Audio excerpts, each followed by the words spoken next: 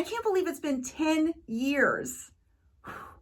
So I started my social media agency this month 10 years ago in April 2014. I feel like I'm in a good place with my business, but if I knew a decade ago what I know now, I would have reached my goals a whole lot faster. So this video is going to be different than my typical LinkedIn tutorial or strategy video because I want to share with you some major mistakes I've made in general as a business owner. My goal is to help you avoid the same mistakes if you own a business or you're thinking of starting one, or if you're just here for a few minutes of entertainment, I'm cool with that too, and welcome. The first mistake I made was with pricing. So when I started my social media agency, which is called Delaware Shoutout, I was only charging half of what my competitors were. Half. Now I thought I had pretty good reasons for this, which turned out to be really bad reasons. I thought if I offered lower prices, I'd attract more clients and grow my business faster. But it had the opposite effect. Looking back now, I am sure I drove some people away because they look at my prices and ask, why is Brooke so cheap? Maybe her services aren't as good as her competitors, otherwise she would charge what her competitors are charging. It's kind of like when Arby's offered 5 roast beef sandwiches for $10. Some people were asking, how can Arby's offer such cheap sandwiches unless their meat was really cheap? So thanks for the 5 for $10 offer, but no thanks. I was like the Arby's of the social media world, and I didn't even have the meats because I'm vegan. The low pricing also stunted my company's growth because even though I was bringing in some clients, I wasn't generating enough revenue to build the team I desperately needed to support everything that was going on. At most, I could afford 2 part-time employees, even though I totally wanted to make them full-time. And then I worked 12 plus hours a day to do all the extra work that I couldn't afford to pay other people to do. I was miserable and I missed out on a lot of time with my family, and they're more important.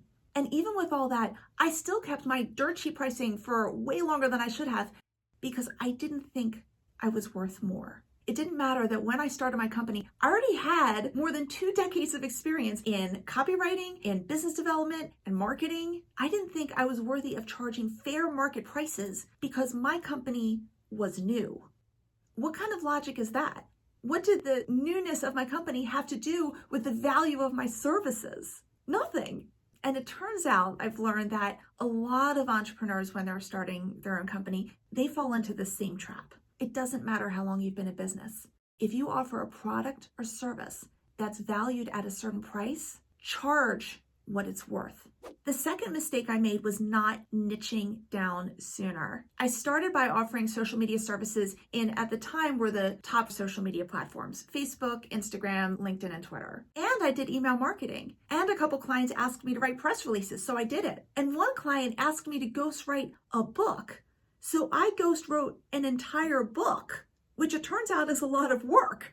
I thought the more I offered, the more people would want to work with me. But I realized over time that just because you can do something doesn't mean it should be part of your business plan. It's impossible to be great at everything. Unless you're one business owner I know who has literally a 174 IQ and she skipped 4 grades in school. She is actually great at everything. But for me, I'm a little closer to the hump of the bell curve. And I realized it was going to be impossible for me to keep up with every new marketing technique or algorithm change on all the platforms to do my clients justice. It's a full-time job just to keep track of where Facebook moves buttons every single day. And I don't want that job. Now I just focus on LinkedIn, and I specifically work with organizations who want to manage their LinkedIn on their own, but whatever they're doing right now isn't getting the results they want. So I do LinkedIn training and strategy one-on-one with them so they can reach or exceed their goals. And it's so refreshing to just focus on one platform. I feel like I can be the master of one thing. And the more I've pared down, the more clients I've attracted. I think of it like a restaurant. Let's say you go to a diner, and a lot of diners have menus that are pages long. I don't know about you, but I've asked myself, how good is the food when there's so many dishes to keep track of? But if you go instead to a restaurant that has a menu that's just 1 page long, single-sided, they offer very few things, but you know they're putting a huge amount of love into each item. What's so embarrassing for me is how long it took me to have a menu that just had LinkedIn on it. It didn't matter that LinkedIn has been my favorite social media platform for a long time because it's so much more professional. And it didn't matter that numerous business owners who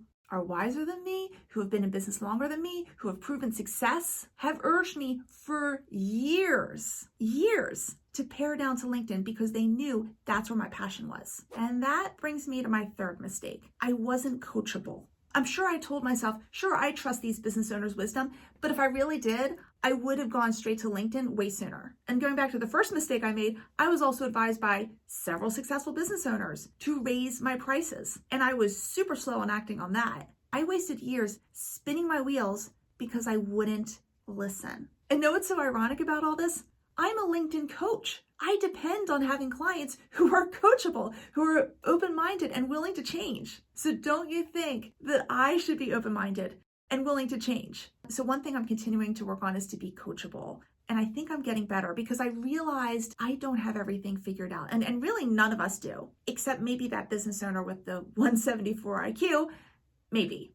And just because we don't have everything figured out doesn't make us less of a person. We can't let pride get in the way. We can all learn from each other. Now, if I had 10 more hours on this video, I could go on and on about so many other lessons I've learned the hard way, including how to say no, how to set boundaries, how to trust your gut. But I respect your time. Now, normally at the end of my videos, I personally recommend the next video for you to watch. But this time I'm gonna let YouTube, with its super smart algorithm, recommend that video for you. So watch this video in the top right corner. Thank you so much, and see you in the next video.